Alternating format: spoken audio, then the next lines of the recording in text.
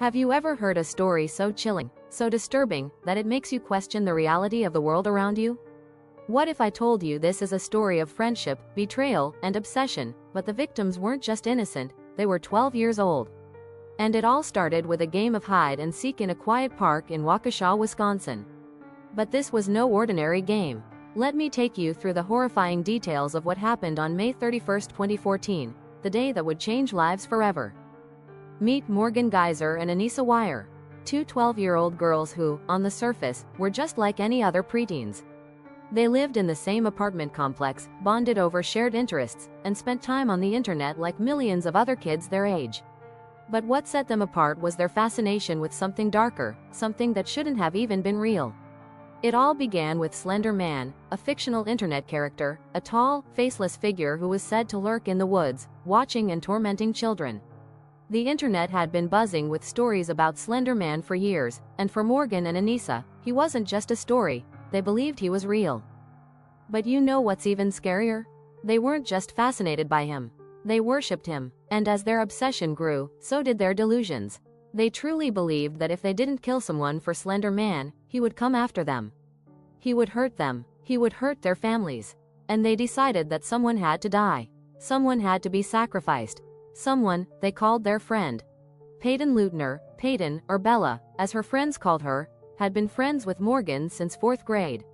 They were close, they had sleepovers, they laughed, and they enjoyed each other's company. But what Payton didn't know was that the two girls she trusted the most were about to betray her in the most horrifying way imaginable. It was supposed to be just another ordinary day, an afternoon spent playing hide and seek at a local park. The kind of innocent childhood game every kid has played. Payton had no idea that her two friends had already decided her fate. Once they arrived at David's park, the plan unfolded. Morgan and Anissa lured Payton deep into the woods, pretending it was just a game. They asked her to lie down, to hide, but this wasn't hide and seek anymore. This was the beginning of a nightmare. And then, in a flash, it happened. Without warning, they pounced on Payton, holding her down, stabbing her 19 times.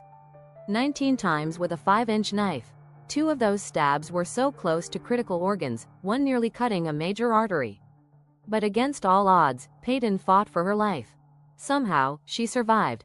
With her body covered in blood, Payton dragged herself to a road, every inch of her body screaming in pain. She knew she had to survive, that if she didn't, these two girls, her so-called friends, would be free to do whatever they wanted.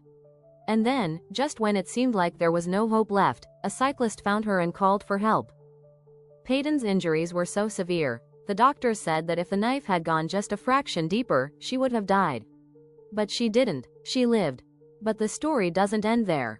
What followed was a police investigation that revealed the twisted minds of the two girls who had done this.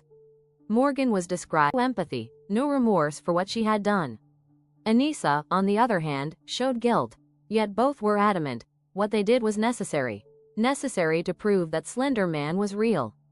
During their interrogation, they explained that they had planned to kill Payton in her sleep. They considered it. They even tried to do it in a bathroom.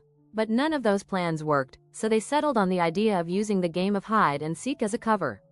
All along, they were convinced that Slender Man was watching them, waiting for the sacrifice. Their delusions ran deep. Morgan had suffered from visual and auditory hallucinations her entire life, but after the attack, her mental state worsened. She believed she was communicating with Slender Man. Anissa, too, was consumed by the idea of appeasing this fictional entity. And in the end, their obsession with a creepy internet meme led to one of the most horrifying acts of violence a community has ever witnessed. But what about the aftermath? What about Payton, the girl who was stabbed 19 times, who survived against all odds? What happened to her? Well, Payton didn't let this horrific event define her. She not only survived physically, but emotionally as well.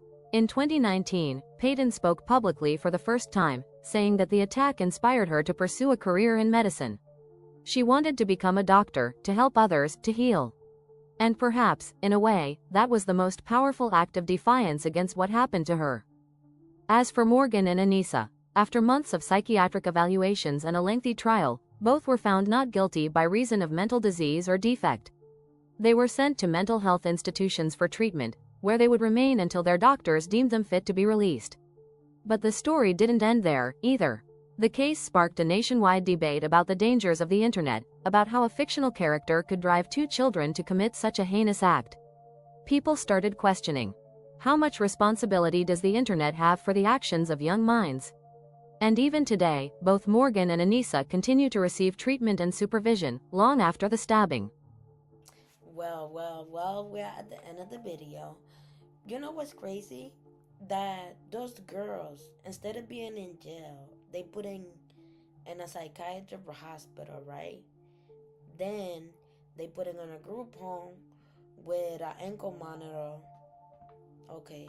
And then they escape after they stab a girl 19 times. And it's so crazy because they found not guilty. Yeah. You guys should look that story up. It's super crazy. So, I'll see you in the next video. Like, share, and comment, and subscribe. Bye.